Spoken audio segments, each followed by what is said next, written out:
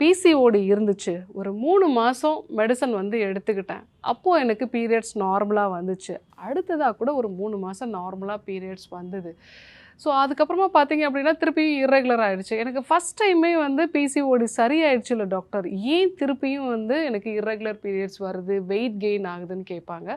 PCOD அப்படிங்கிறது ஒரே டைம்ல சரியாகக்கூடிய ஒரு விஷயம் இல்ல. இது வந்து ஒரு லைஃப் ஸ்டைல் டிஸார்டர். உங்களுடைய ஃபுட் எப்படி இருக்கு? நீங்க எப்படி வந்து எக்ஸர்சைஸ் பண்றீங்க? உங்களுடைய லைஃப் ஸ்டைல் எப்படி இருக்கு? அதே மாதிரி உங்களோட ஸ்ட்ரெஸ் மேனேஜ்மெண்ட் எப்படி இருக்கு? இதெல்லாம் பொறுத்து தான் உங்களுடைய பிசிஓடியினுடைய அந்த தீவிரம் வந்து இருக்கும். ஒரு ஸ்ட்ரெஸ்ஃபுல்லான லைஃப் ஸ்டைல்னால பாடியில இன்சுலின் ரெசிஸ்டன்ஸோட பெண்ணோட உடம்புல ஆண் தன்மைக்கான ஹார்மோன்ஸும் வந்து அதிகமாகுது. இந்த 2 விஷயம் இருக்கிறதுனால ஓவுலேஷன் கரெக்ட்டா நடக்கிறதில்ல. அதாவது கரெக்ட்டான சமயத்தில கருமுட்டை வந்து வெளியாகறதில்ல. ஸோ அந்த கருமுட்டை வெளியானாலும் கூட அது கர்ப்பப்பையில தங்கி வளர்ற அளவுக்கு எண்டோமெட்ரியமும் வந்து அவங்களுக்கு ப்ராப்பரா வந்து சப்போர்ட் பண்ணல. ஸோ பாடியில கருமுட்டை உருவாகுறதும் வந்து பிரச்சனையா இருக்கு.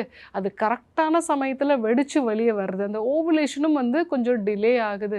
அது மட்டும் இல்லாம கரு தரிச்சுச்சு அப்படின்னா, அந்த கரு தங்கி வளர்றதுக்கான எண்டோமெட்ரியமும் வந்து அவங்களுக்கு கரெக்ட்டான அளவுல வளர்ந்து, ஒரு கருவ தாங்கி வளர்க்கறதுக்கு ஏற்ற மாதிரி இல்ல. இந்த காரணங்களால தான் அவங்களுக்கு கருத்தரிக்கிறதுங்கிறது தள்ளி போயிட்டே இருக்கு.